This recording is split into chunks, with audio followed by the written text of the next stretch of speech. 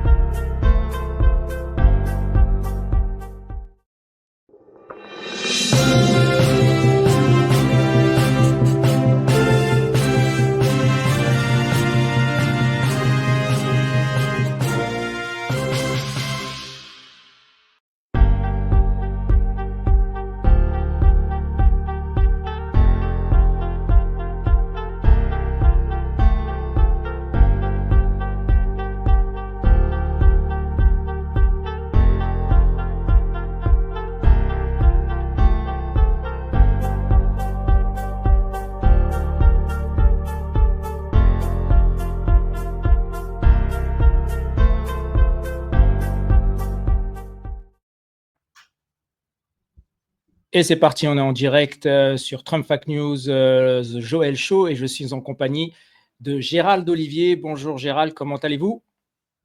Bonjour, je vais très bien, merci de votre invitation. Donc Gérald Olivier, qui est un journaliste franco-américain, qui a sorti un livre juste derrière lui, vous pouvez le voir, Cover Up. Gérald, est-ce que vous pouvez nous dire un petit mot sur le livre? Très rapidement. Oui, volontiers. Oui. Cover Up, en fait, je l'ai écrit il y a plus d'un an. C'est sorti en novembre 2023 à l'origine, alors que Joe Biden était encore candidat à l'élection présidentielle, serait le candidat démocrate.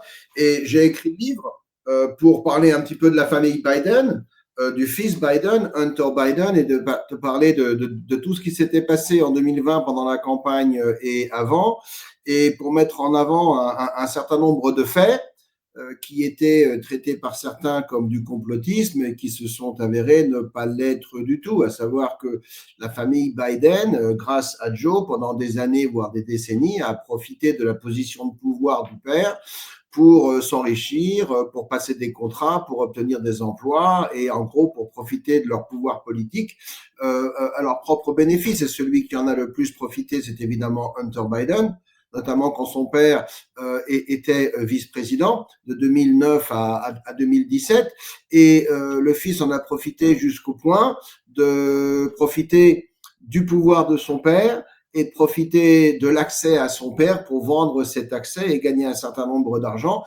Il l'a fait auprès de pays rivaux, voire hostiles aux États-Unis, et il l'a fait au prix de modification de la politique étrangère des États-Unis. Donc, j'ai voulu raconter tout ça parce que ça me paraissait extraordinaire, d'autant que ces événements ont eu une incidence majeure sur la campagne de 2020. Je ne veux pas refaire l'histoire, mais ceux qui ont suivi cette campagne sauront que à un moment donné, le fameux ordinateur du fils Hunter a été connu. On a connu son existence. Le fils menait une vie très très dévolue à l'époque. Il était drogué, il avait tout un tas de problèmes. Il a oublié son ordinateur chez un réparateur un jour.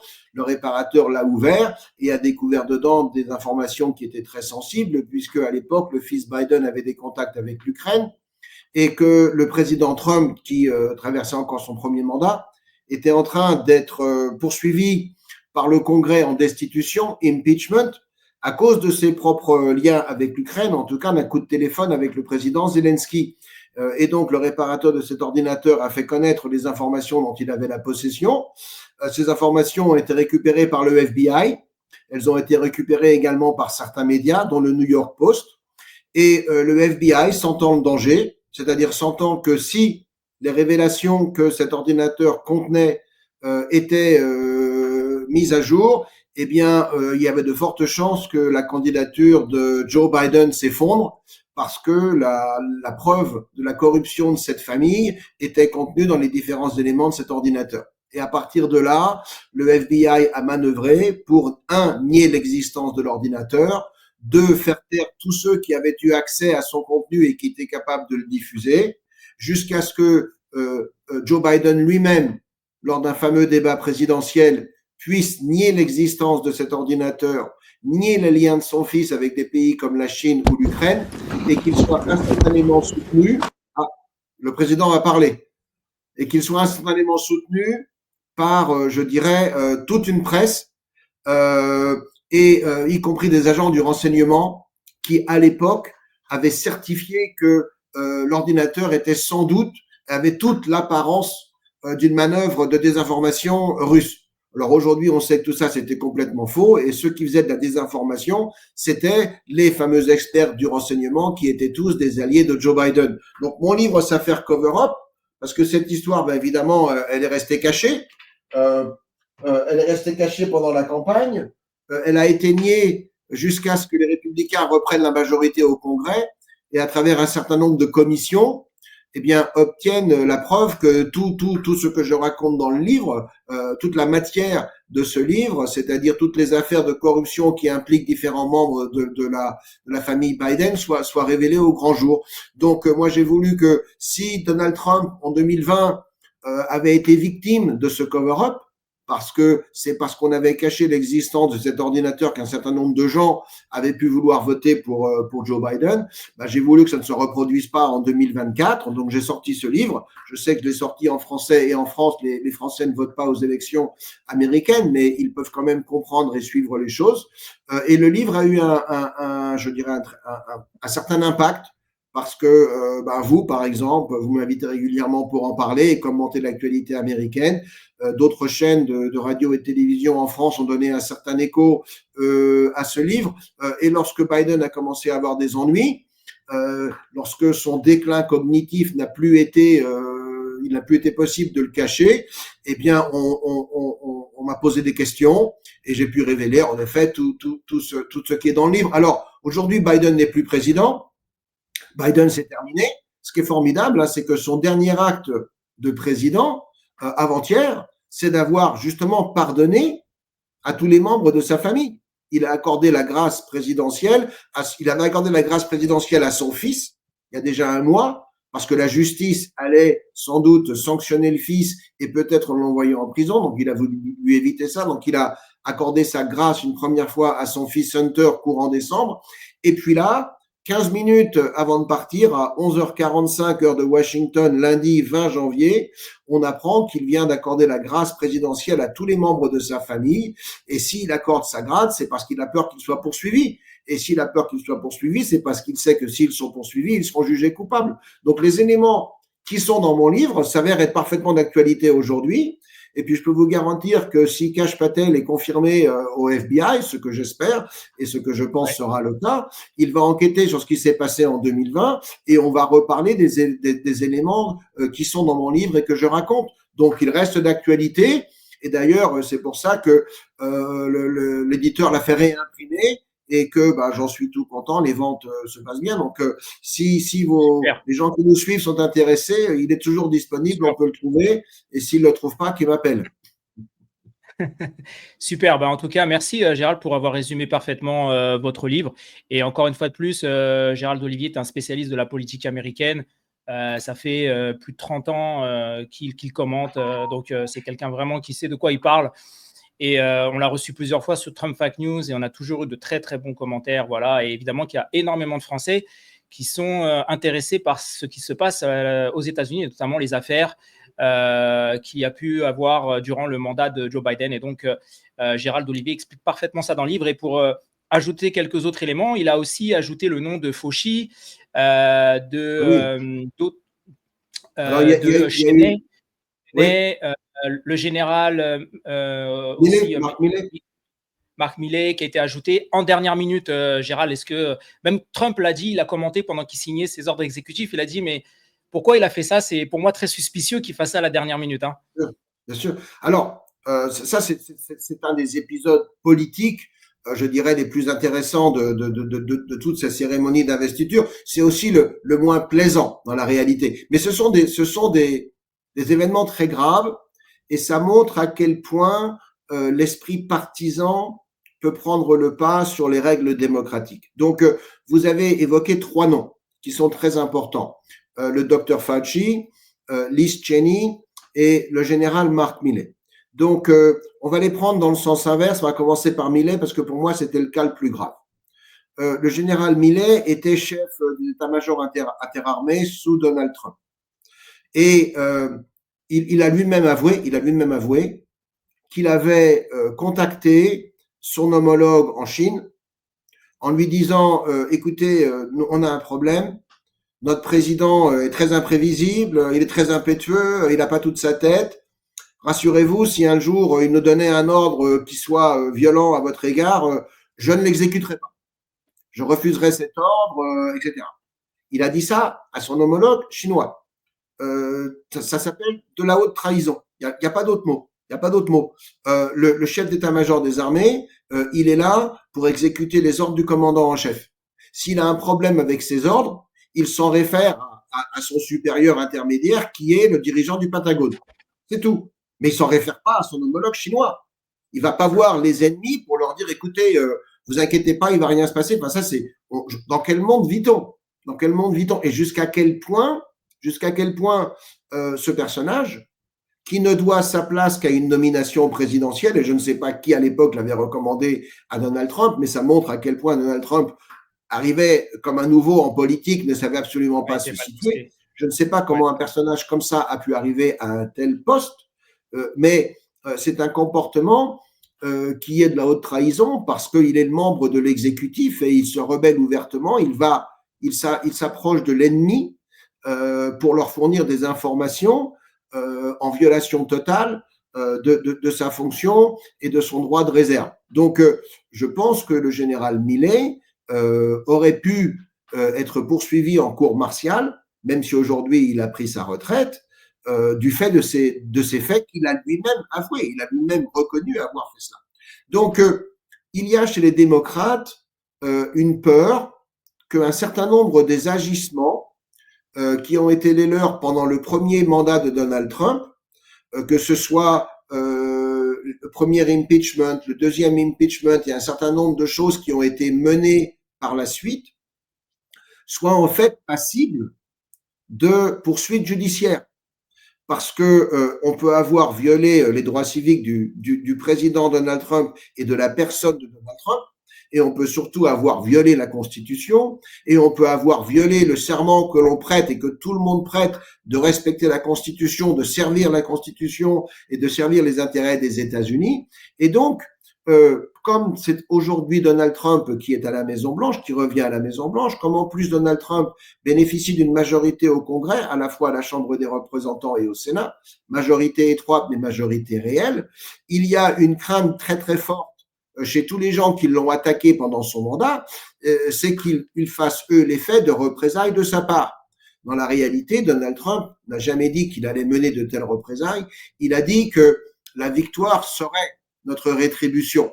Par contre, il aurait fort été possible que le Congrès enquête sur ces sujets, parce que là, il y a eu des menaces à la sécurité nationale et il y a eu des comportements qui sont totalement inacceptables. Et donc là, eh bien, ce que Joe Biden a fait, c'est protéger de manière préventive ces gens, éviter qu'ils soient poursuivis, c'est-à-dire qu'il couvre la façon dont l'état profond, puisque c'est en vérité ce que ces personnages constituent, c'est ce à quoi ils appartiennent, c'est une forme de shadow government, de second gouvernement qui, si le leader ne leur plaît pas, ben, ils sont capables de travailler contre lui.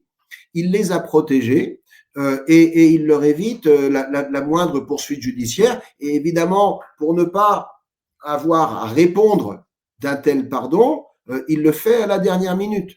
Mais malheureusement, derrière ce pardon, il y a une forme d'aveu de culpabilité.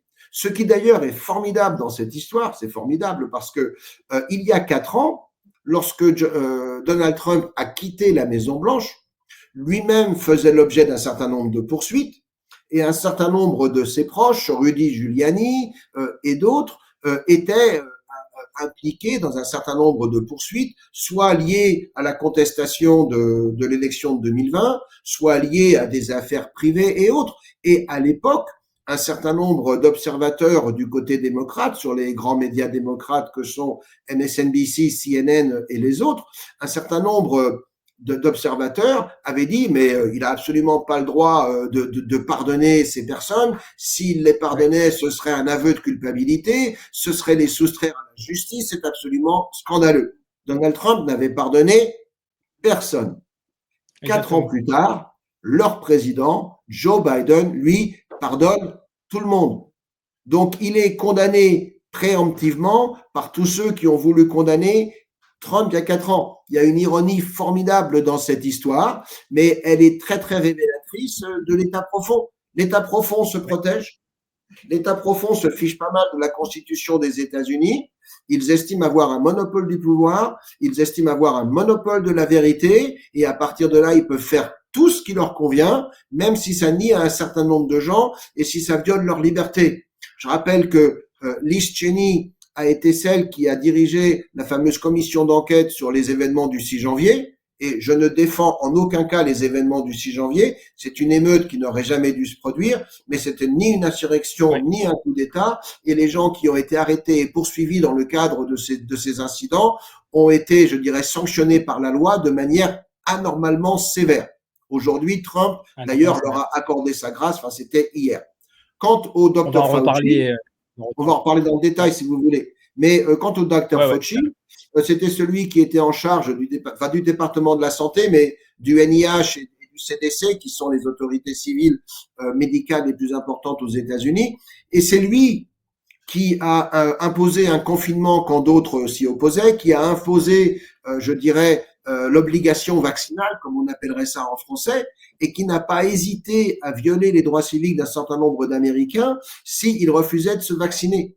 Or, aujourd'hui, on sait très bien que, le vaccin n'était pas nécessaire, et deux, un certain nombre d'ordres qui ont été imposés à ce moment-là n'étaient pas non plus nécessaires.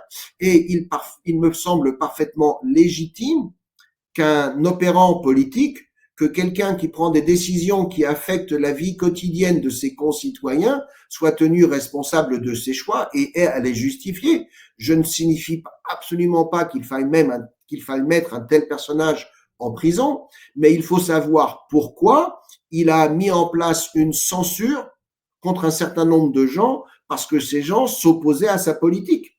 Les États-Unis sont quand même un pays où la liberté d'expression est garantie par le premier amendement de la Constitution, c'est pas n'importe quoi. Donc ce personnage s'est assis sur ce premier amendement, ce pourquoi il devait avoir à rendre des comptes, et Joe Biden, l'absout d'une phrase, d'un coup de plume, de toute responsabilité, en tous les cas pénale. Parce que la vérité, il y a des poursuites civiles qui pourraient avoir lieu, et puis il y a surtout des poursuites politiques. Je vais revenir dessus, Gérald, si vous permettez, puisqu'on a entre guillemets, une breaking news. J'ai Mike Johnson, donc le président de la Chambre des représentants, qui a déclaré que le Congrès enquêterait sur les grâces accordées par Joe Biden et aux membres de sa famille. On va l'écouter. Mike Johnson, je vais juste montrer la vidéo de Mike Johnson, et puis on revient tout de suite. Comme ça, vous allez pouvoir la commenter en direct avec nous. Donc, Mike Johnson, président de la Chambre.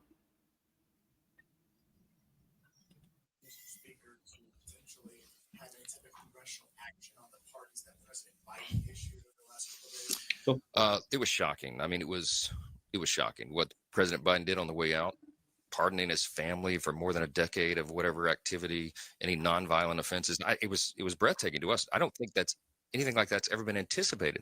And by the way, go look at the tape, 4 years ago, when it was just implied that President Trump might do something similar. They were apoplectic. Joe Biden himself, Adam Schiff, Chuck Schumer, roll the tape. They all said that would be crazy and unconscionable. And now they're cheering it along. To us, it is disgusting. To us, it probably proves the point, the suspicion that, they call it the Biden crime family. If they weren't the crime family, why do they need pardons, right? Look, there's a lot of attention that's going to be paid to this, and I think that is appropriate, and we will be looking at it as well. So, yeah. Donc voilà, le président de la Chambre, Mike Johnson, qui dit exactement ce que vous venez de dire, Gérald, à savoir, il y a 4 ans, voilà, quand c'était Donald Trump, tout le monde était offensé, et puis Biden, lui, peut se permettre de pardonner à sa famille comme ça, alors qu'il est censé, ça fait très suspect. C'est le poids de mesure des démocrates, hein. C'est rien de nouveau. Il y a deux Oui, oui. justices, une pour les autres et une pour eux. Et eux, ils sont au-dessus de la loi. On a accusé Trump, on l'a condamné en disant personne n'est au-dessus de la loi, mais manifestement eux, un pardon présidentiel et puis paf, c'est terminé. Voilà. Non, mais ça, c'est typique. Hein. Exactement. Et en tout cas, ça fait une très bonne introduction pour votre livre et une présentation aussi pour votre livre Oui. de toutes ces affaires du Deep State. Et comme ça, les gens, ils vont comprendre un petit peu de quoi on parle. Et on va passer maintenant à l'investiture de Donald Trump, donc, qui a eu lieu le 20 janvier, mardi 20 janvier, donc investiture qui a donc couronné la victoire de Donald Trump, 47e président des États-Unis, ainsi que son colistier J.D. Vance, vice-président. Et on va regarder le moment où donc d'abord J.D. Vance va prêter serment, puis Donald Trump, et puis on va parler vite fait de la cérémonie avant de passer au premier décret que Donald Trump a immédiatement signé dans la même journée. Please raise your right hand and repeat after me.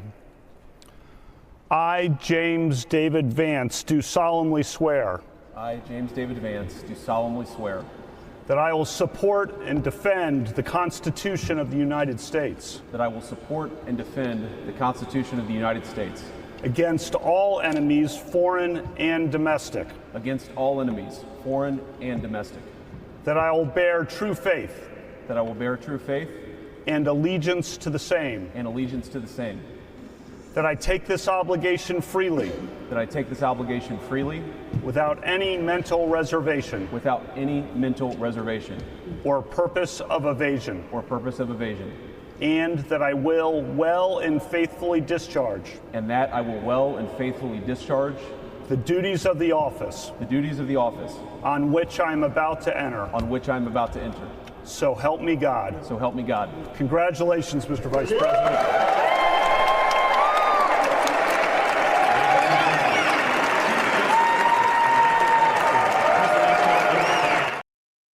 Et voilà, donc J.D. Vance couronné. Donc J.D. Vance qui est le 3e plus jeune président des États-Unis de l'histoire. Les deux seuls vice-président des États-Unis, tout à fait. Les deux plus jeunes, c'était John C. Breckinridge, qui a pris ses fonctions à l'âge de 36 ans, et l'autre, c'était Richard Nixon à 40 ans. Lui, J.D. Vance, c'est 40 ans et 141 jours, juste pour la petite anecdote.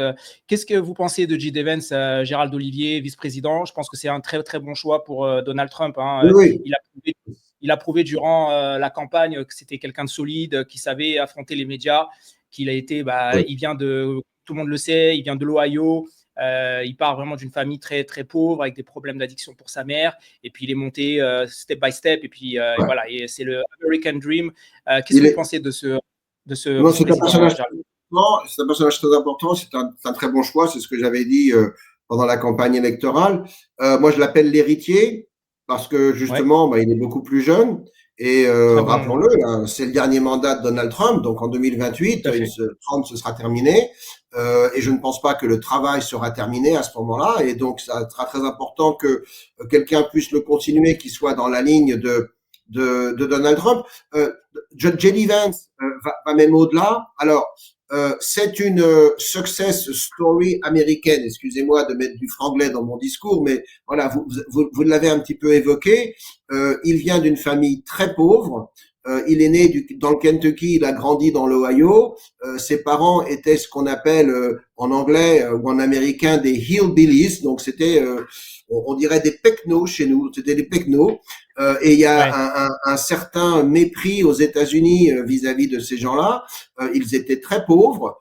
Ils avaient des revenus difficiles. Sa mère avait, c'est vrai, de gros problèmes avec justement la drogue, voire l'alcool et d'autres choses. Ils étaient aussi une famille très religieuse. Et il se trouve que J.D. Vance était quelqu'un de très très doué.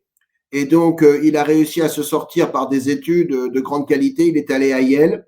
Ensuite, il est rentré dans les affaires. Il a rencontré un personnage qui s'appelle Peter Thiel, qui l'a beaucoup aidé. Il est rentré dans un cabinet d'avocats. Il avait un prof de droit qui l'appréciait beaucoup, qui l'a encouragé à écrire son histoire.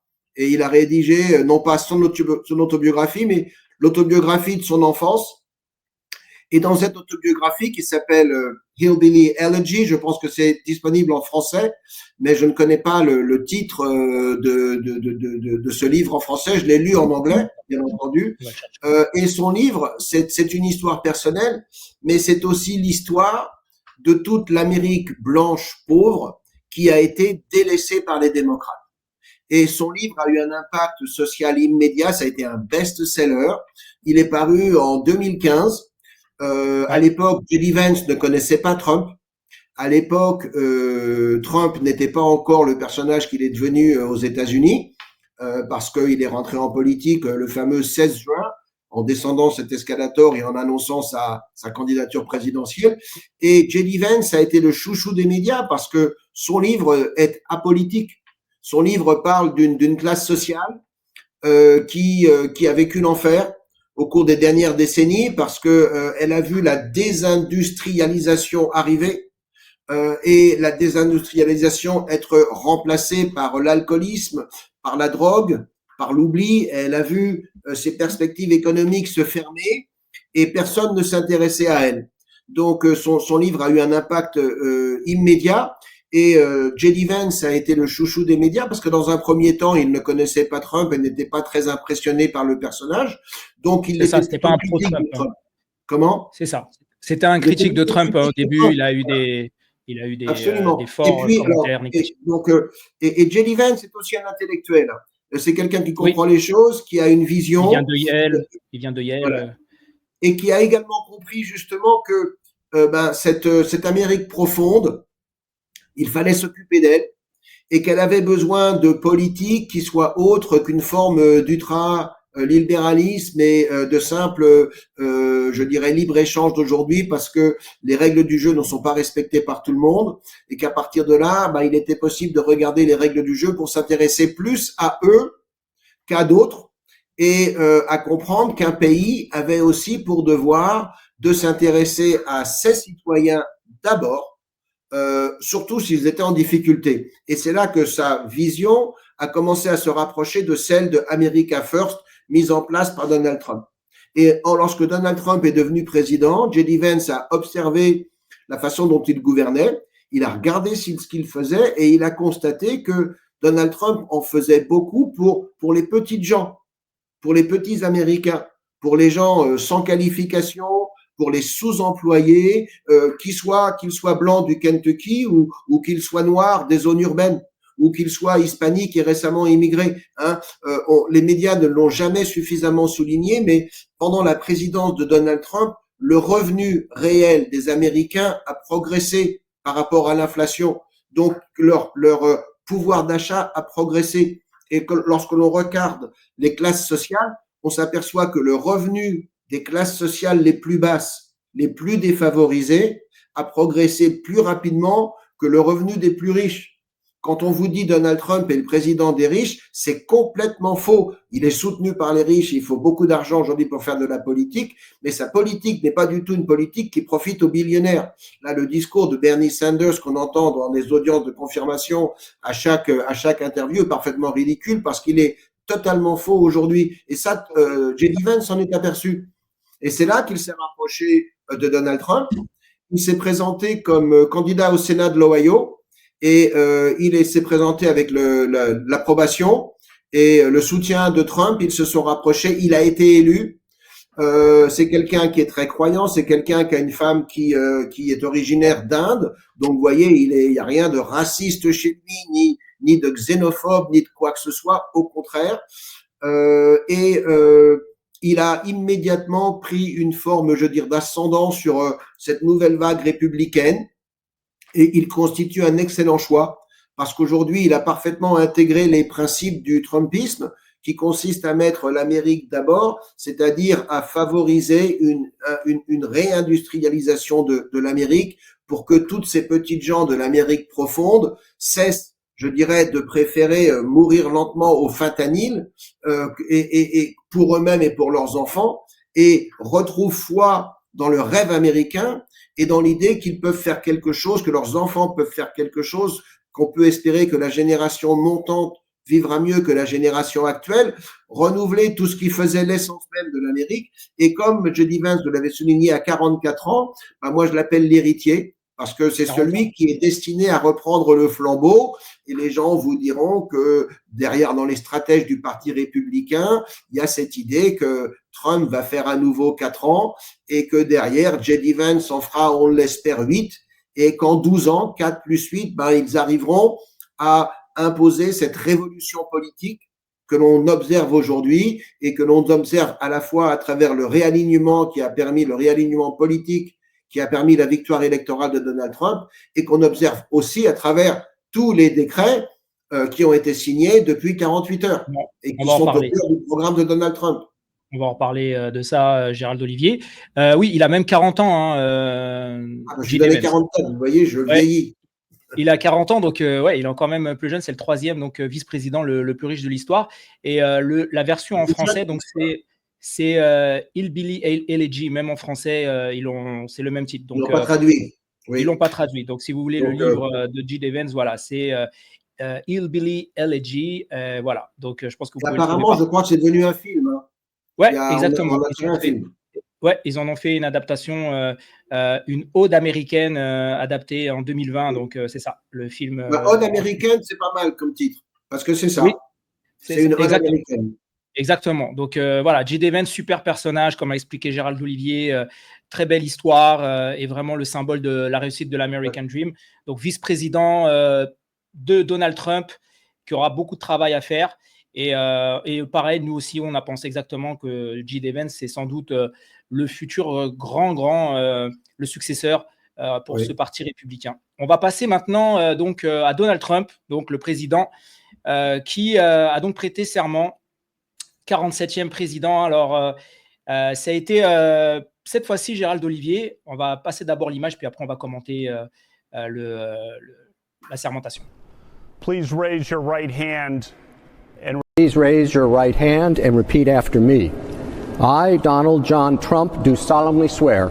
I, Donald John Trump, do solemnly swear. That I will faithfully execute. That I will faithfully execute. The office of President of the United States. The office of President of the United States. And will, to the best of my ability. And will, to the best of my ability. Preserve, protect, and defend. Preserve, protect, and defend. The Constitution of the United States. The Constitution of the United States. So help me God. So help me God. Congratulations, Mr. President. It is the battle. Et voilà, donc 47e président Donald Trump, retour historique suite à beaucoup, comme on le sait, on l'a annoncé, beaucoup de problèmes qu'il a pu connaître. Il a failli perdre la vie, tous les procès qu'on lui a mis. Et Donald Trump, c'est la consécration, donc 47e président. Cette fois-ci, c'était très différent. Je vais vous laisser évidemment vous exprimer, Gérald Olivier, par rapport à la première fois. Je pense que Trump n'a jamais autant réuni que cette fois-ci, puisqu'on a pu voir énormément de personnalités parmi ses invités. Elon Musk, bon, évidemment, qui fait partie maintenant du GOGE, Jeff Bezos, qui est le CEO de Washington Post et aussi d'Amazon, mais qui est plutôt quand même de gauche. La même chose pour Mark Zuckerberg de Facebook Meta, le PDG Bernard Arnault de Louis Vuitton qui était présent avec sa famille. On a eu le CEO d'Apple, Tim Cook. On a eu Sundar Pichai qui est le directeur général de CEO de Google. On a eu pratiquement que les plus grands CEO de toutes les grandes entreprises qui étaient quand même pas très pro-Trump et aujourd'hui qui étaient là. C'est quelque part un signe, Gérald, ce nouveau mandat de Trump qui réunit tout le monde, tous derrière le président. Cette fois-ci, on arrête les histoires et cette fois-ci, on n'a pas le choix. Trump est le président pendant 4 ans et il va falloir faire avec. Oui, et c'est peut-être même plus que ça. Et ce sont des PDG de compagnies high-tech. Donc, vous êtes sur les industries du futur, vous êtes sur l'industrie d'aujourd'hui et de demain. Alors, on peut s'interroger malgré tout sur la capacité de ces gens à sentir le vent souffler et aller dans la direction du vent. Et on verra jusqu'à quel point leur sincérité, des personnages comme Mark Zuckerberg, par exemple, en 2020, Mark Zuckerberg est celui qui a suivi le gouvernement et obéi aux ordres de censure et qui a été un des plus efficaces à museler toute une parole.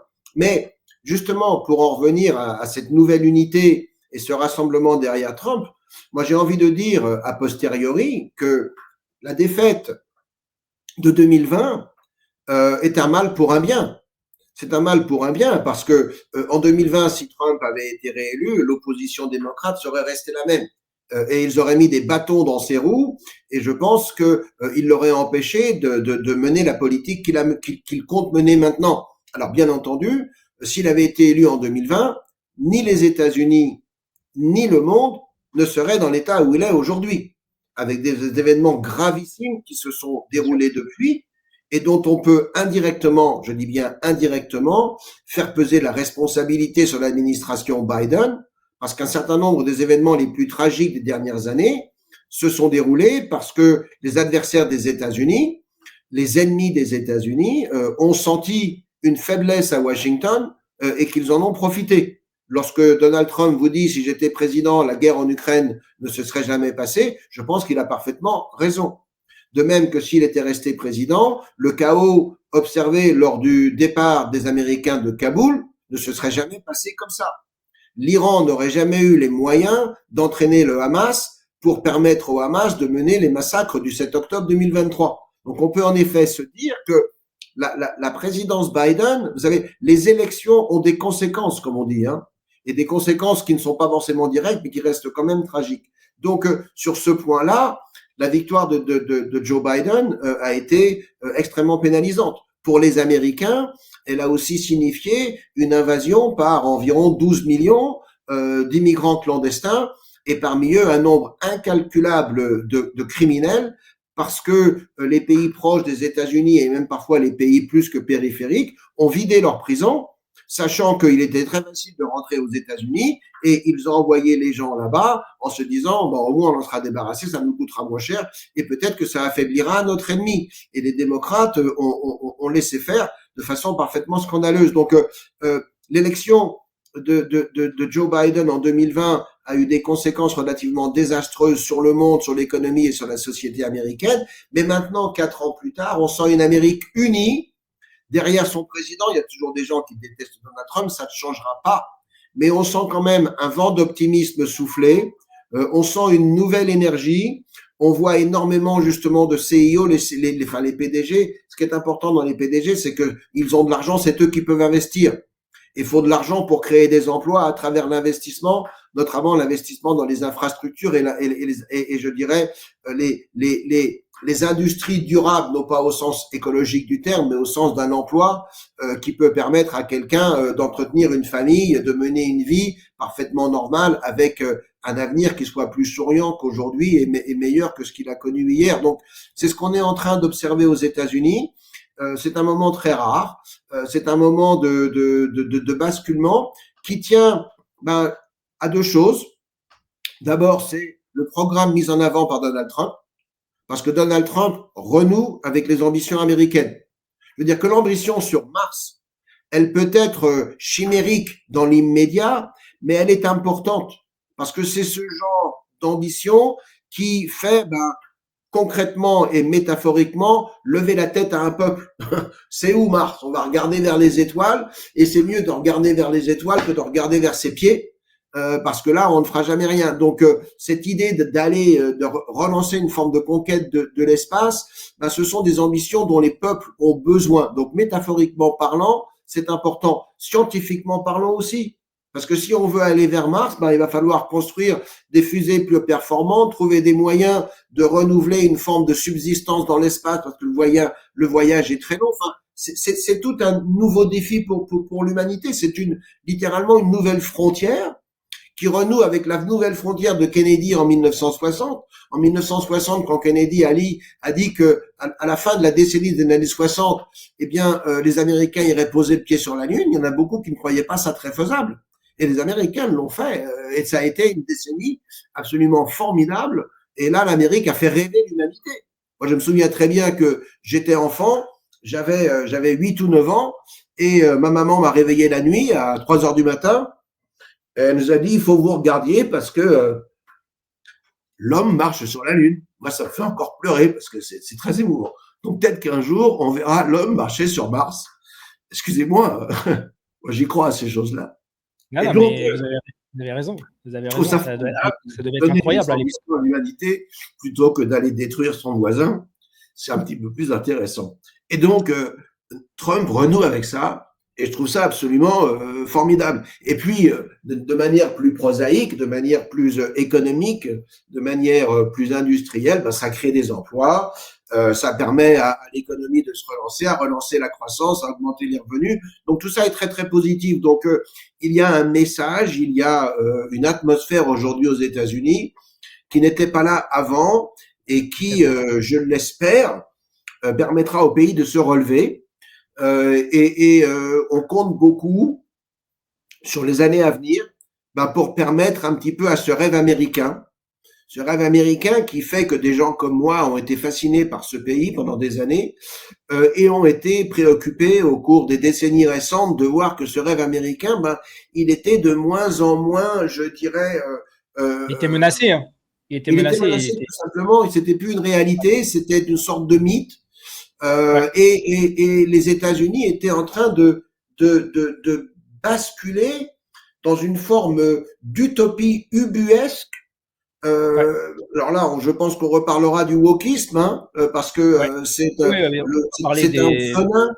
un venin qui a détruit l'Amérique consciemment, parce que le wokisme est une idéologie menée par des radicaux qui n'aiment pas la réalité, qui n'aiment pas l'Amérique et qui n'aiment pas l'Amérique par tout ce qu'elle a fait et qu'ils veulent, sans le dire, la détruire. Donc, Donald Trump a indiqué qu'il allait lutter contre ce venin. Il a déjà commencé, mais donc son œuvre n'est pas simplement de lutter contre le venin, mais c'est d'offrir de nouveaux rêves à sa population et des rêves qui ont un sens économique et qui ont un sens philosophique.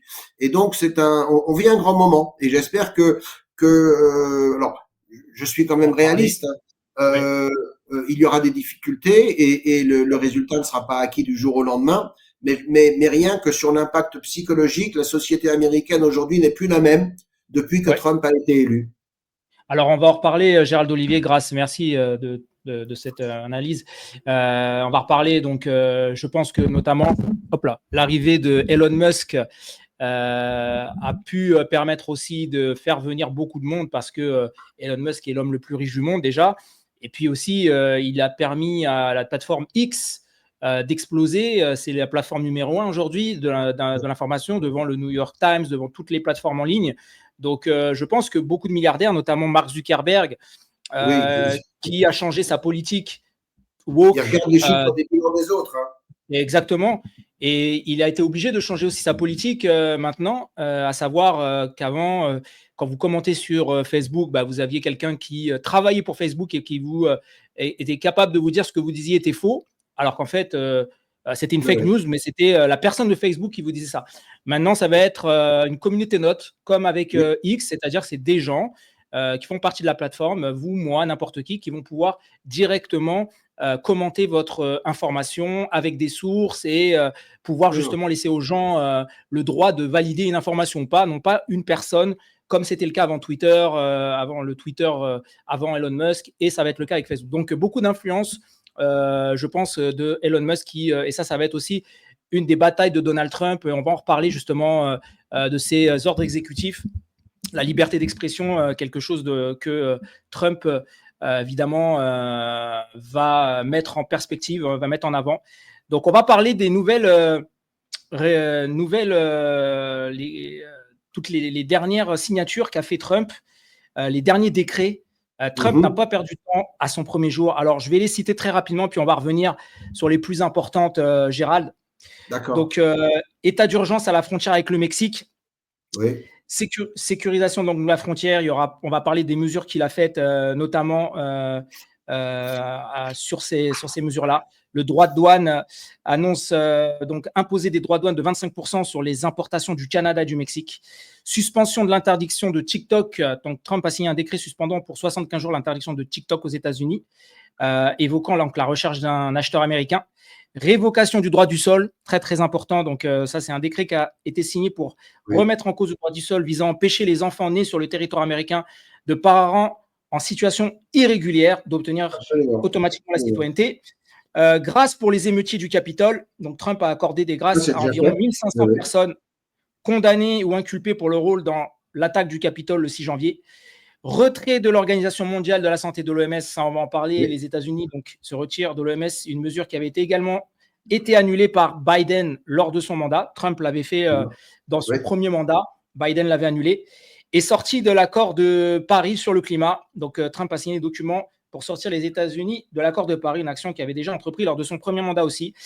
Deuxième jour, mesures anti-transgenres, donc des décrets visant à restreindre les droits des personnes transgenres. Alors, restreindre, non, c'est pas vraiment restreindre, c'est surtout essayer de ramener une cohésion parce que, notamment dans les sports et l'usage des infrastructures publiques. Politique énergétique, des actions pour promouvoir la production d'énergie fossile, on va en reparler. Donc, notamment en levant des restrictions sur le forage et l'annulation de certaines régulations environnementales qui sont très, très contraignantes. Et Trump aussi a signé un décret pour couper le financement de l'UNRWA. Ça, on va en parler ainsi un peu. L'UNRWA, qui est un office de secours et de travaux des Nations Unies pour les Palestiniens dans le Proche-Orient, mais qui avait été utilisé notamment par le Hamas comme une base pour pouvoir cacher leurs armes. Il y avait des employés du Hamas qui travaillaient à l'intérieur, donc c'était devenu une vraie mafia. Donc Trump a coupé le financement de l'UNRWA. Donc voilà, Gérald Olivier, pour les principaux ordres exécutifs. On va commencer par la frontière, l'immigration. Est-ce que vous pouvez nous dire un mot? Qu'est-ce que vous en pensez de ces premiers ordres exécutifs, de manière générale d'abord, de Donald Trump, et qu'est-ce que vous avez retenu? Alors d'abord, c'est essentiel. Ensuite, c'est ce qu'il avait annoncé qu'il ferait, donc il n'y a aucune surprise là-dedans. Bien sûr. Le fait de déclarer l'état d'urgence à la frontière, c'est doublement important. D'abord, déclarer l'état d'urgence, ça veut dire que les choses vont mal. Ça veut dire que les choses vont mal et que l'administration Biden a menti pendant 4 ans parce que quand on interrogeait les responsables de la frontière, ils vous disaient oui, la frontière est sécurisée. C'est d'ailleurs ce que monsieur Alexandro Mayorkas, qui jusqu'à récemment était à la tête du département de la sécurité intérieure, le fameux DHS en charge de l'immigration, c'est ce qu'il a dit au Congrès, ce qui est un mensonge et honté. Donc, dire qu'il faut mettre ça en état d'urgence, ça signifie qu'il y a un vrai problème. Ensuite, ça permet 2 choses.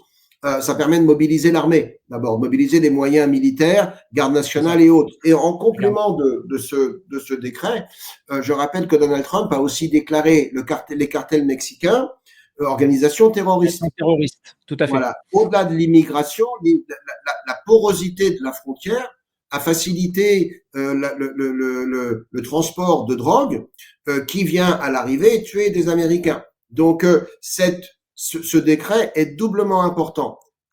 Parce que il stoppe les rentrées à l'intérieur du pays. D'ailleurs, elles sont tombées à moins de 700 par jour. C'est ce qu'a dit il y a un nouveau tsar de la frontière, il s'appelle Tom Homan. Avant, il était le dirigeant de ICE. Donc, l'Immigration and Customs j'oublie ce que veut dire le E, mais Enforcement. Immigration and Customs Enforcement, donc il est en charge de la surveillance de la frontière. Il avait travaillé déjà avec Trump lors de son premier mandat et aussi sous Obama. Hein. Voilà. Et c'est lui qui va être en charge du programme d'expulsion. Parce que l'état d'urgence s'accompagne également d'un programme de renvoi chez eux d'un certain nombre de clandestins et en premier lieu tous ceux qui ont un casier judiciaire, tous les criminels parmi eux. Donc ça a commencé alors que l'on parle. Il y a un certain nombre d'opérations qui sont déjà en cours. Donc c'est extrêmement important parce que Trump avait dit qu'il le ferait et ça montre qu'il prend le taureau par les cornes. Et qu'il n'hésite pas à, je dirais, prendre des mesures brutales ou surprenantes, parce que traiter le cartel d'organisations terroristes, cela libère également un certain nombre de moyens militaires pour lutter contre les cartels. Et Donald Trump n'est pas le type de personnage à, je dirais, dire des choses sans aller au bout de ce que ces choses l'autorisent de faire. Donc, voir des interventions de la part de forces américaines, de la part de drones, contre des cartels bien au-delà de la frontière américaine, ce n'est plus du tout à exclure. Parce qu'évidemment, les cartels, ils travaillent depuis le Mexique ou depuis ailleurs. Donc là, on est entré dans une autre dimension et il n'est pas dans l'intention de Donald Trump de rentrer en guerre contre qui que ce soit, mais à partir du moment où ces gens viennent tuer des Américains, ou travaille à tuer des Américains, eh ben, il estime qu'il est de son droit de protéger les États-Unis en se débarrassant de ces gens-là. Donc, moi, je m'attends, pas forcément dans les heures qui viennent, mais peut-être dans les jours, voire dans les semaines qui viennent, à des opérations ciblées contre un certain nombre de membres du cartel, exactement comme les Américains en ont mené contre le général Soleimani en 2020, puisque le général Soleimani, général iranien, était le principal responsable des actions terroristes organisée, menée, financée, entraînée par l'Iran. Donc, Sous c'est Reagan, une sous Reagan mesure aussi, Gérald, à l'époque, en Colombie aussi, hein, l'époque de Pablo Escobar, ils avaient mené des grosses actions directement en Colombie. Il y avait la CIA qui était de la DEA, Drug Enforcement. Il y avait quand même le FBI, il me semble aussi, qui était. Donc, oui, ils sont capables de le faire. C'était beaucoup plus complexe parce qu'à l'époque, c'était la cocaïne et ils allaient chercher à détruire des laboratoires qui étaient pour la plupart d'entre eux souterrains au cœur de la jungle. Là, la drogue vient principalement de Chine et elle transite par le Mexique à travers un certain nombre de cartels. Donc, c'est eux qui vont être visés. C'est ça. Donc, ça sera une mesure phare.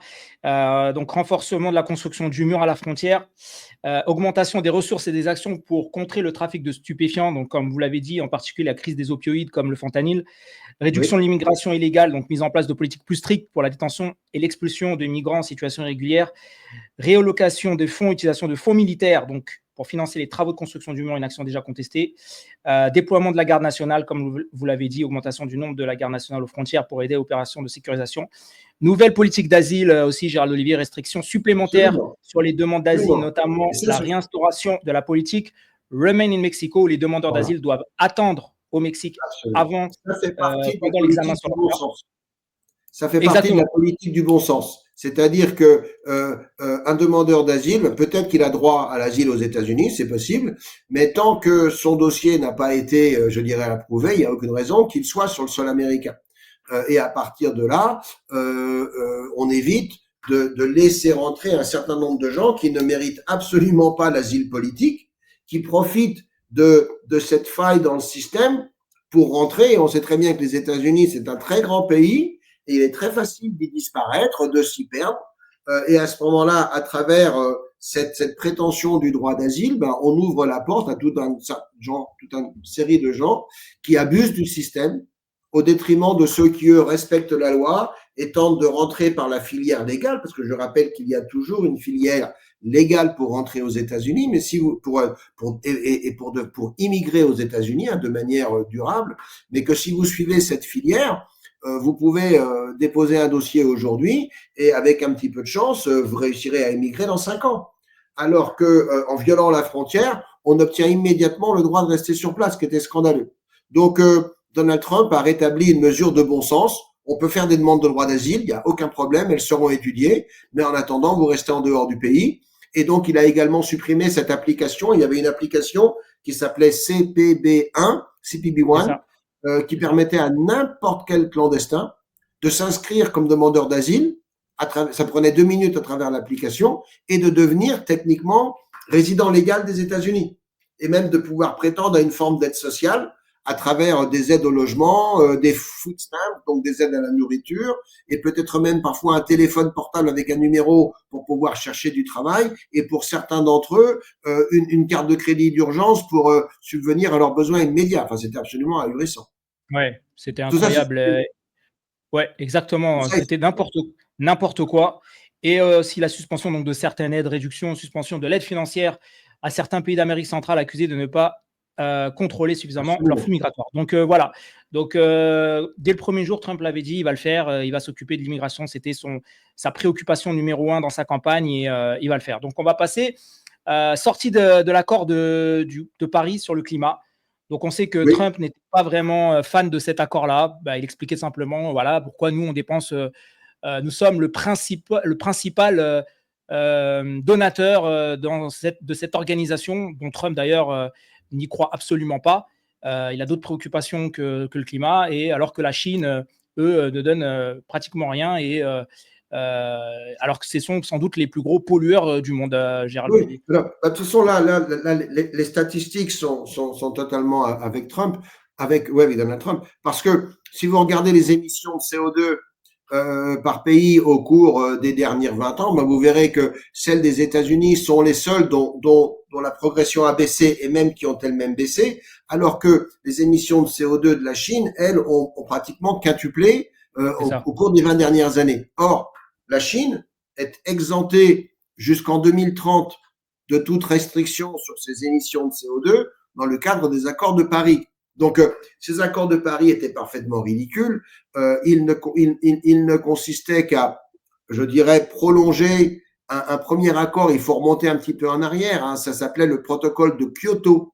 Le protocole de Kyoto, c'était le premier accord de ce type-là en 1997 qui prétendait lutter contre le réchauffement climatique, mais qui excluait à l'époque l'Inde, le Brésil, la Chine et tous les pays dits à l'époque en voie de développement de quelconque restriction. Et en fait, c'était simplement un moyen de stopper, je dirais, la croissance des pays riches pour permettre aux pays pauvres de les rattraper et de déguiser ça en protection de la planète. Tout ça était parfaitement ridicule. Ensuite, comment dirais-je, la capacité même des mesures prises et leur capacité à inverser le phénomène qu'on observe, qu'on peut qualifier de réchauffement ou de dérèglement ou d'autre chose, était parfaitement ridicule. Donc, Donald Trump était sorti de l'accord de Paris lors de son premier mandat.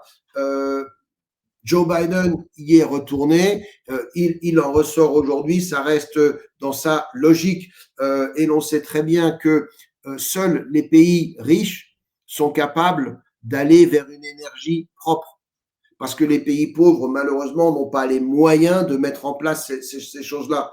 Et aujourd'hui, par exemple, Donald Trump veut également renouer avec la production d'énergie fossile, que ce soit le gaz naturel, que ce soit le pétrole ou que ce soit le charbon.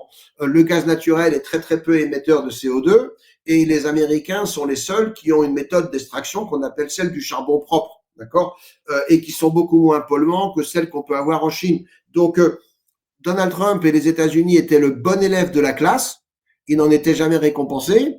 Tout le monde voulait se tourner vers eux parce que comme ils sont riches et qu'ils ont les poches profondes, ben, il s'agissait de payer. Et Donald Trump a dit, ben, à un moment, ça suffit. C'est d'ailleurs la raison pour laquelle il s'est également retiré de l'Organisation mondiale de la santé. C'est une organisation qui était financée jusqu'à 30% par des fonds américains et dans laquelle les Américains n'avaient absolument aucun droit de parole et dont le directeur a démontré pendant la crise du Covid qu'il était aux ordres de la Chine. Donc les Américains n'ont pas vocation à financer des organisations qui se prétendent internationales et qui sont en fait au service d'un acteur international et pas des autres. Donc tout ça ce sont des mesures de bon sens. De même, vous l'avez souligné, que de cesser de financer comment dirais-je, l'UNRWA, c'est-à-dire les représentants des réfugiés au sein des Nations Unies. Parce que vous l'avez dit et vous l'avez souligné, dans la bande de Gaza, les Nations Unies sont devenues, alors, est-ce que c'était de leur plein gré ou est-ce que, je ne sais pas, il y a eu des pressions, mais les Nations Unies étaient devenues complices du Hamas et couvraient en effet un certain nombre d'activités du Hamas, c'est pas du tout ce qui est supposé être leur rôle. Et dans les événements récents, depuis que les Israéliens ont entamé leur offensive justement contre Gaza, on consiste que les Nations Unies continuent à agir d'une certaine façon dans l'intérêt du Hamas au prix de la sécurité des populations. Hein. Je rappelle, parce que personne ne le dit jamais, mais je rappelle que au tout début de l'offensive israélienne dans Gaza, quand ils sont rentrés pour aller démanteler le Hamas, ils ont d'abord prévenu les populations civiles en leur disant plusieurs jours, voire plusieurs semaines à l'avance qu'ils allaient rentrer et qu'ils allaient rentrer avec des moyens très très puissants et que donc les civils devaient quitter le lieu s'ils voulaient rester en sécurité. Ils ont créé des corridors dans le nord pour qu'ils puissent partir. Absolument. Et ils ont contacté l'ONU pour que celle-ci mette en place dans le sud de Gaza un très grand camp de réfugiés avec les moyens de protéger les gens, de les nourrir, etc. L'ONU a refusé. L'ONU a refusé parce que dans la stratégie du Hamas, les gens de Gaza sont un bouclier humain. Et les gens du Hamas veulent voir sur les images des Gazaouis, des civils mourir. Du sang, des enfants mourir, des femmes mourir. Ça sera leur propagande aux informations du soir pour montrer que l'armée israélienne mène une guerre indigne contre des pauvres victimes civiles. Donc le Hamas veut voir le peuple palestinien de Gaza être victime de la guerre qu'ils ont eux-mêmes relancée. Donc, et les Nations Unies ne dénonce jamais cet état de fait. Donc, les manœuvres de Trump dans ce domaine-là sont parfaitement justifiées. Ouais, donc Donald Trump qui va évidemment, contrairement, je dirais, enfin, avoir une politique beaucoup plus pro-israélienne que celle de Joe Biden et de Kamala Harris. Et ça commence par cette mesure-là, évidemment. Il y en aura d'autres, notamment le retour des otages avant même l'investiture de Donald On Trump. l'espère. On l'espère. C'est le qui sont dossier sur lequel, très honnêtement, j'ai le moins confiance. C'est le dossier le plus difficile. Bien sûr. Et on verra jusqu'où ce cessez-le-feu tiendra. Malheureusement, le Proche-Orient est quelque chose de très complexe et je crois que on verra jusqu'où Donald Trump peut aller, mais il est sûr que l'attaque du 7 octobre a eu des conséquences tragiques et qu'elle en aura sur le long terme. J'espère qu'il sera capable de remettre en route ce qu'on a appelé les accords d'Abraham, hein, si vous vous souvenez, qui consistait à ce que les pays arabes, indépendamment, fassent la paix avec Israël, reconnaissent la légitimité de l'État d'Israël, de telle manière d'isoler le peuple palestinien qui continue de refuser la légitimité de l'existence du droit d'Israël. Hein. Il faut quand même rappeler la situation. Vous avez là une guerre contre le Hamas, donc dans Gaza, et vous avez une situation, je dirais, très tendue avec les Palestiniens de Cisjordanie. Mais si vous allez dans les écoles de Cisjordanie, écoles dont tous les manuels scolaires sont financés par les Nations Unies, dans ces manuels scolaires, ce qu'on enseigne aux enfants de 7, 8, 9, 10, 11, 12 ans en Cisjordanie, c'est qu'Israël n'existe pas. Israël n'existe pas. Dans ces manuels scolaires, le peuple juif occupe illégalement la Palestine. Le plan de 47 n'apparaît jamais. Et on est en train d'éduquer ces enfants dans la haine d'Israël. Et c'est ce qu'on fait encore à Gaza. Et c'est totalement tragique, malheureusement. Et les Nations Unies sont complices de cette situation. Donc, il y aurait beaucoup à dire sur leur activité. Après, dans les autres décrets que vous avez cités, alors TikTok, moi, ce qui m'amuse dans TikTok, c'est que Donald Trump était contre dans son premier mandat parce qu'il l'utilisait pas. Ouais. Son fils lui a dit, il faut que tu ailles sur TikTok, il y a beaucoup de monde qui est dessus, il y est allé, il a eu un succès fou, ça l'a beaucoup aidé pour la campagne, donc maintenant il l'aime, donc il veut garder TikTok. Par contre, il a compris qu'il y avait un problème, et je ne sais pas si vous avez suivi dans le détail ce qu'il disait hier, il l'a dit notamment lors de la conférence de presse. Moi, je trouve ça extraordinaire, parce que c'est une façon de négocier, il faut quand même un certain culot pour faire ce qu'il a fait. Il a dit, vous savez, TikTok a été banni, pas par moi, mais par la Cour suprême, suite à une loi du Congrès sur la sécurité nationale et les informations la suppression des données, voilà. Des données Donc, il dit aujourd'hui, TikTok est mort et ne vaut rien. TikTok ne vaut rien. Par contre, si moi, président des États-Unis, j'autorise TikTok à continuer d'opérer, c'est une société qui peut valoir 1 milliard de dollars, 1000 milliards de dollars, 1 trillion, 1000 milliards de dollars. Donc, il a dit, je suis prêt à donner cette autorisation. Mais parce que nous, les Américains, à travers ma personne, vont permettre à cette société d'être valorisée à 1000 milliards de dollars, je pense que cette société devrait nous céder la moitié de ses parts gratuitement. En gros, il veut qu'une compagnie américaine rachète TikTok, mais pour zéro. Ouais. Parce que si une compagnie américaine ne rachète pas TikTok, TikTok vaut zéro. Donc, à partir de là, le rachat d'une compagnie américaine de TikTok, c'est faire un cadeau de 500 milliards de dollars au TikTok actuel. Donc, il vous dit, vous me vendez la moitié de votre société, mais moi, je vous enrichis de 500 milliards, donc je ne vous paye rien, vous me la donnez. Moi, je trouve cet argument absolument formidable, j'aurais pas pensé, c'est extrêmement intelligent. Super. On va voir si ça se passe. Ouais, son raisonnement là. C'est le du deal. Donc, ça, c'est marrant. Ouais. Le droit du sol, donc vous l'avez souligné, c'est une réforme du droit du sol qui donc restreindrait ce droit si vous n'êtes pas, comment dirais-je, dans une situation, si vos parents ne sont pas en situation légale sur les États-Unis. Il faut rappeler que le droit du sol aux États-Unis, il est protégé par ce qu'on appelle le 14e amendement de la Constitution. Le 14e amendement, il a été rédigé en 1868 après la guerre civile, ce qu'on appelle nous la guerre de sécession.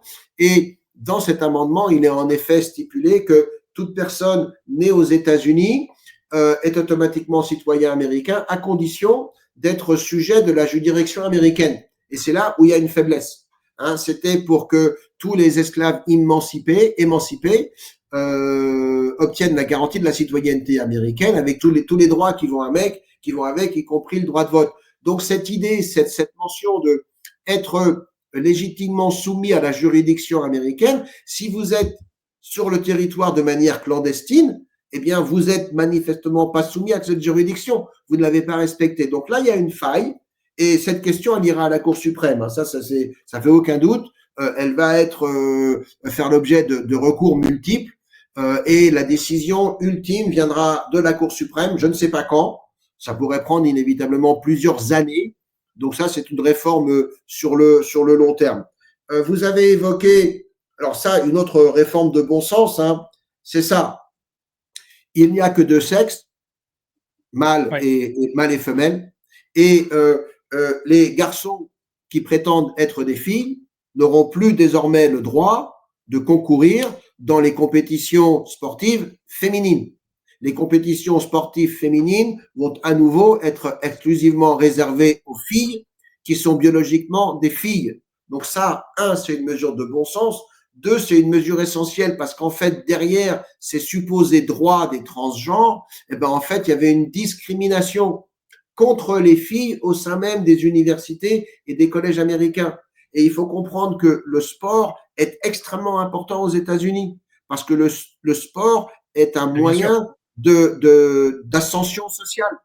Et très souvent, si vous êtes doué pour le sport, vous pouvez obtenir des bourses d'études et remporter une compétition de natation, de football, de hockey, de baseball, de football américain ou de football européen, de soccer. Ça permet à des gens qui n'auraient pas les moyens de faire des études universitaires de les faire. Et certains deviennent sportifs professionnels, mais pas tous.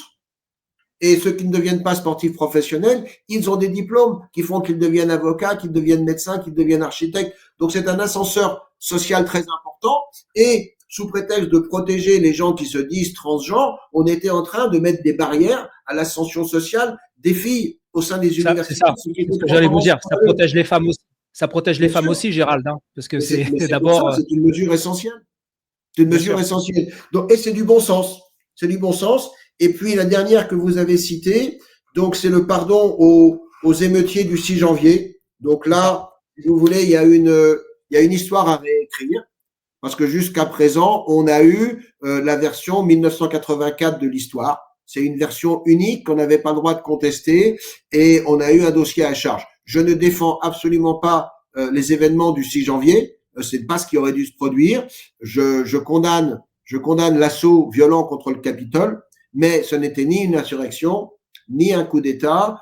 Et les perpétrateurs de cet assaut n'auraient jamais dû être traités par la justice comme ils ont été traités par la justice. Surtout que parmi eux, il y avait certes quelques casseurs qui ont, été devant, mais derrière, il y a des centaines de personnes qui sont rentrées dans le Capitole à l'invitation de la police du Capitole. Parce que dans un premier temps, si vous vous souvenez de ce qui s'est passé, la police a tenté de garder les portes fermées. Et puis une fois qu'on les a informés, ça y est, les sénateurs et les élus ont été évacués, donc la pièce est vide. Eh bien, laissez-les rentrer, arrêtez de vous battre pour rien. Et là, on a ouvert les portes. Et là, la police du Capitole a laissé rentrer un certain nombre de manifestants qui d'ailleurs étaient beaucoup plus calmes.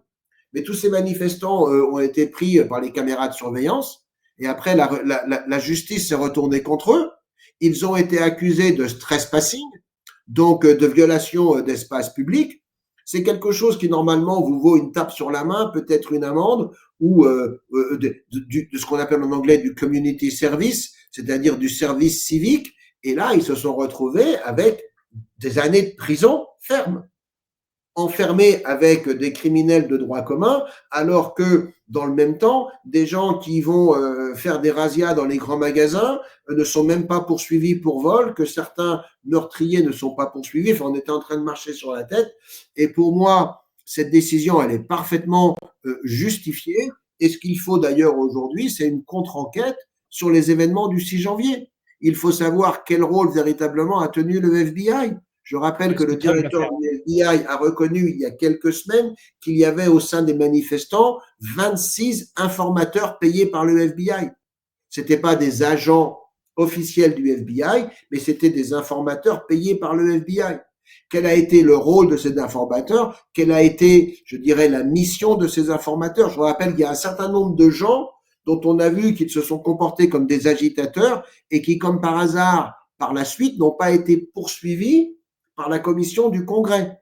Manifestement, ils ont été protégés par le FBI au nom du rôle qu'ils ont mené. Et ils ont été utilisés pour nuire à un certain nombre de leurs concitoyens américains en prétendant participer à une formation alors qu'ils étaient là au service de l'État. Donc le rôle des provocateurs, le rôle des informateurs reste à être déterminé et la nature réelle de ces incidents reste à être étudiée. Donc pour moi, une commission parlementaire sur le 6 janvier me paraît parfaitement légitime, d'autant que la première commission a fait un travail à charge qui n'était absolument pas un travail d'enquête. C'était indigne du Congrès, c'était indigne d'une commission parlementaire. Ils étaient là parce qu'ils avaient un prétexte pour mettre en prison un certain nombre d'opposants qui étaient véritablement des opposants politiques. Et d'ailleurs, Donald Trump, lorsqu'il a pardonné à ces personnes, il les appelle lui-même les otages. Il considère Exactement. que ces gens-là, c'était des prisonniers politiques aux États-Unis. Donc, il les a graciés et il y a plus de 1500 d'entre eux qui, normalement, auraient déjà dû recouvrer la liberté. Qu'est-ce que vous pensez du droit de douane donc annoncé pour le Canada, le Mexique à partir du 1er février? Il a été un peu flou. Voilà. Ça a été repoussé. Donc Ça a été 25 repoussé. ouais, c'est ça. Bon, là, 25%. on comprend très bien, sur la Chine aussi. comprend très bien la motivation. C'est pas un droit de douane qui est destiné à être un droit de douane. C'est un droit de douane qui est destiné à faire comprendre à ces pays qu'ils doivent agir, notamment dans le cadre de la lutte contre l'immigration. Le Mexique, on connaît le problème à la frontière sud, mais le problème à la frontière nord est relativement ignoré. Or, énormément de gens profitent aujourd'hui de la frontière nord. Donc, Trump demande aux Canadiens de contrôler leur côté de la frontière, de limiter les accès, et s'ils ne le font pas, il va les taxer. Donc, je pense que ça, c'est dans la négociation, et c'est pour ça d'ailleurs qu'il a repoussé l'application de ces tarifs au 1er février. Ouais, c'est un moyen de pression, évidemment, comme vous l'avez Absolument. signalé. C'est ça. Donc, la politique énergétique de Trump qui va faire la politique du drill baby drill, donc production d'énergie fossile pour relancer l'économie. Il parle de golden, c'est l'or liquide. Liquid gold. Il parle d'or liquide. D'or liquide, c'est ça. Donc, pour relancer l'économie, Gérald Olivier des États-Unis, qu'est-ce que vous pensez de cette stratégie? Tout est important. Tout est important parce qu'on touche à tout, mais c'est capital. C'est capital parce que ce qu'il faut comprendre, c'est que l'inflation dont souffrent les Américains depuis 4 ans, le point de départ, c'est le Green New Deal, la nouvelle donne verte, mise en place sans le dire par l'administration Biden dès le premier jour de sa prise de fonction. Souvenez-vous, il y a 4 ans, l'un des premiers décrets signés par Joe Biden, c'était l'abandon d'un projet qu'on appelle le projet Keystone, qui était un grand projet d'oléoduc devant relier des champs pétrolifères dans le nord des États-Unis et au Canada, au golfe du Mexique, le fameux golfe des Amériques, puisqu'il va changer de nom, afin d'exportation. Et ce projet a été stoppé et dans la foulée, l'administration Biden a supprimé un certain nombre de permis d'exploitation et d'exploration, ce qui a provoqué immédiatement une flambée des cours du brut et de l'essence à la pompe aux États-Unis, ce qui elle-même a engendré ensuite une flambée d'autres prix parce que le prix de l'essence rentre dans le coût du transport et que le coût du transport rentre dans le coût des denrées que l'on consomme au quotidien. Donc l'inflation, elle est partie de là. Donc l'idée de Donald Trump ici, elle est double, voire triple. La première, c'est de rendre les États-Unis à nouveau indépendants sur le plan énergétique. C'est très important. La deuxième, c'est d'avoir un mix énergétique. Donald Trump n'a rien contre les énergies renouvelables, à condition que ce ne soient pas les seules dont on dépend, parce que justement, on ne peut pas dépendre d'elles. Donc lui, il veut travailler sur les énergies fossiles, sur le gaz naturel, sur le charbon, sur l'électricité, sur l'hydroélectricité, peut-être relancer le nucléaire, travailler avec l'éolien, travailler, je dirais, avec le solaire si c'est nécessaire, mais simplement ne pas dépendre d'eux, avoir un mix qui permettent d'équilibrer comment dirais-je, les sources d'approvisionnement et de garantir l'indépendance. Troisième effet, produire sur le marché global, exporter pour faire baisser les cours. Faire baisser les cours pour lutter contre l'inflation aux États-Unis, faire baisser les cours pour affaiblir les revenus de ses adversaires, dont l'Iran et la Russie, qui n'ont rien d'autre à vendre que du pétrole. Et si ce pétrole chute de moitié, leurs revenus chuteront de moitié et par là même leurs moyens de nuisance chuteront de moitié. Donc vous avez des objectifs en chaîne qui s'imposent derrière cette décision et pour moi elle est capitale. Et puis bien entendu, si vous relancez l'exploration et l'exploitation aux États-Unis, vous allez créer des emplois. Vous allez créer des emplois par dizaines, voire centaines de milliers. Donc, vous allez réindustrialiser le pays. Ça me paraît essentiel. Il va mettre fin aussi au mandat des voitures électriques. On sait que Oui, Trump, lui, est pro-choix. Voilà, ça c'est typique. Je veux dire, j'ai rien contre un véhicule électrique. J'en ai pas, d'accord. Mais que tout soit électrique, c'est pas nécessaire, c'est même dangereux. Ouais. Et d'ailleurs, la difficulté des véhicules électriques, c'est pas le véhicule lui-même, même s'il coûte cher, c'est le changement de batterie. C'est le fait que et on n'a pas les infrastructures pour que même d'ici 10 ans, même aux États-Unis, toutes les pompes à essence soient remplacées par des stations de remplacement de batterie, et le temps qu'il faut pour recharger une batterie change totalement votre utilisation du véhicule. Derrière le mandat des démocrates pour imposer uniquement des véhicules électriques, il y avait une volonté de détruire l'automobile, l'industrie automobile, à cause de la pollution automobile qui en découle, en ignorance totale, en dépit total des besoins des Américains au quotidien. Donc là, il a supprimé cette obligation et on pourra continuer à avoir sur les routes américaines des véhicules essence, des véhicules hybrides, et des véhicules électriques, ça pose aucun problème. Comment s'appelle-t-il, Elon Musk, le patron de Tesla, comment dirais-je, n'a pas piqué une colère parce qu'on lui a dit qu'on éliminait les mandats électriques. Au contraire, d'une certaine façon, ça le rassure parce que ça l'empêche, ça lui évite d'avoir à investir de manière excessive, au risque de perdre l'argent, à construire des choses dont les Américains ne veulent pas. Parce que dans la réalité, ce qu'on constate sur le marché américain aujourd'hui, c'est qu'il y a une petite progression des véhicules électriques, mais il n'y a absolument pas un engouement pour les véhicules électriques. Donc, laissez le marché décider de ce qu'il faut produire. C'est ce qu'on a toujours fait. À chaque fois qu'on se lance dans les politiques industrielles, on dépense beaucoup d'argent à faire des choses parfois qui ne marchent pas, dont les consommateurs ne veulent pas, et à l'arrivée, c'est de l'argent qui est gaspillé, perdu, et il n'y a aucun progrès derrière. Donc ça fait partie également des mesures de bon sens. Ouais, et puis les mêmes qui auraient dit Donald Trump favorise Elon Musk en laissant justement ce deal se propager, aujourd'hui sont les mêmes qui le critiquent. Donc peu importe ce que fait Donald Trump, de toute façon. De toute façon, vous avez... Au moins, ça prouve qu'il n'est pas dépendant. Ça prouve au moins quelque part qu'il n'est pas dépendant d'Elon Musk. Voilà, c'est dans le sens où il y avait beaucoup de critiques. Voilà. Et puis, c'est Elon Musk qui contrôle le pouvoir parce qu'il a l'argent. Et qu'il y a une cohérence à son action. Il y a une cohérence derrière. C'est-à-dire que tout est lié à cette idée de renforcer l'économie, la croissance américaine. Tout est là. Tout s'explique. Exactement. Donc voilà les principaux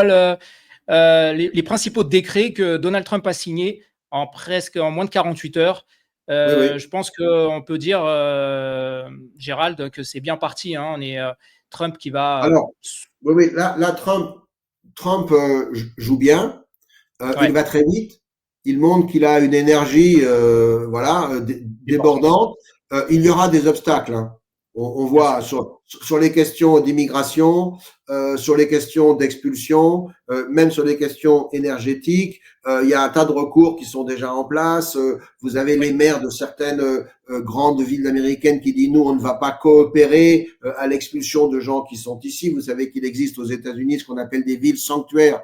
Les villes sanctuaires, c'est des villes dont les municipalités refusent d'appliquer la politique du gouvernement fédéral de lutte contre la présence d'illégaux en leur sein. Et à partir de là, ne pas coopérer avec la police ou avec la justice si cela concerne des clandestins. Donc, il y aura de l'opposition, il y aura des difficultés. Moi, je pense que là, il y en aura beaucoup moins. Alors, il y en aura toujours sur l'énergie parce qu'évidemment, dès qu'on touche à l'environnement, il y a tout un tas de gens qui s'énervent. Mais Il s'est passé quelque chose récemment aux États-Unis qui est majeur et qui est tragique. Ce sont les incendies en Californie, les incendies à Los Angeles. C'est une ville que je connais très bien. Moi, j'ai vécu en Californie, à San Francisco et à Los Angeles pendant des années. Je n'habitais pas Pacific Palisades, je n'avais pas les moyens d'être là-bas, mais comment dirais-je, l'incompétence et le danger que certaines réglementations environnementales ont fait peser sur la Californie ont finalement eu un coût, et ce coût, de manière, je dirais, un petit peu ironique, il a touché en grande partie des gens qui sont très riches. Pacific Palisades, c'est une banlieue résidentielle extrêmement riche de Los Angeles où vivent un certain nombre de gens qui travaillent et qui constituent le grand Hollywood. Il y a des quartiers beaucoup plus pauvres comme Altadena, qui est un quartier noir du côté de Pasadena, plus à l'intérieur. Mais Pacific Palisades, ce sont des gens qui ont de l'argent et qui votent démocrate. Et là, ils ont vu que leur argent n'a même pas été capable de les protéger et de protéger leur maison. Perdre sa maison, c'est un traumatisme gravissime. Enfin, à part perdre son plus proche, sa moitié, ou voilà. Ouais. Mais une maison, c'est tout. Non seulement parce que c'est un toit, mais parce qu'on y a toute sa vie en photo et à travers d'autres documents. Et on se retrouve sans rien. Donc, c'est un traumatisme gravissime. Ce sont des milliers de gens qui ont vu leur vie partir en fumée et qui ont parfaitement compris que si le gouvernement avait rempli sa fonction, si les gens du Fire Department, si les pompiers de Los Angeles s'étaient occupés de s'assurer qu'il y avait un approvisionnement en eau, plutôt que de regarder la composition ethnique et sexuelle des brigades de pompiers et s'assurer qu'il y ait plus de femmes ou plus de minorités parmi elles, eh bien ces maisons, elles seraient encore debout aujourd'hui. Donc il y a un nouveau ressentiment en Californie, la réalisation que voilà, l'esprit woke dont on a parlé à un moment était allé beaucoup trop loin, était en train littéralement de détruire le pays et de le réduire en cendres. Donc la Californie aujourd'hui, c'est un fruit qui peut basculer, c'est un fruit mûr à cueillir pour justement que les républicains et que les gens qui sont censés aillent remettre un petit peu d'ordre dans la gestion de cet État et à partir de là, à comprendre que les positions de Donald Trump et cette politique du bon sens, et là, je dirais, au moins, elle mérite d'être essayée. Parce que en face, on a la faillite. En face, on a la faillite, on a la division, on a la pauvreté, on a le déclin et on a littéralement les incendies et d'autres choses. Donc, c'est un moment très important. Je souhaite que ça aille au mieux. Je sais qu'il y aura des difficultés, mais pour l'instant, Trump fait exactement ce qu'on attend de lui et tant mieux. Eh ben, on va prier en tout cas, Gérald. On espère que voilà, tout va bien se passer et que voilà, tout ce qu'il a mis en place va se faire, comme vous avez dit, avec des difficultés, ça c'est sûr, mais je pense que Trump, il l'a dit, avec toutes les difficultés qu'il a rencontrées, je pense, depuis maintenant les 4 dernières années, voire les 8 dernières années, depuis qu'il a eu son premier mandat. Oui. Je ne pense pas qu'il y a quelque chose qui va l'arrêter. Et puis quand on regarde aussi la composition de son gouvernement, même si elle n'est pas encore officielle, parce qu'il faut évidemment que les sénateurs… On se reverra là. On se reverra là pour en parler. Il a quand même une équipe derrière lui qui est vraiment… très, très professionnel et compétent. Donc, honnêtement, on ne se fait pas de soucis. Ben voilà, je pense qu'on a parlé tout, extraordinaire. Gérald Olivier, comme d'habitude, pratiquement plus d'1 heure. Je repasse votre livre Cover Up. Voilà, je le montre sur la page en direct. Donc, le livre de Gérald Olivier qui nous a expliqué au début. Je l'ai écrit en 2023.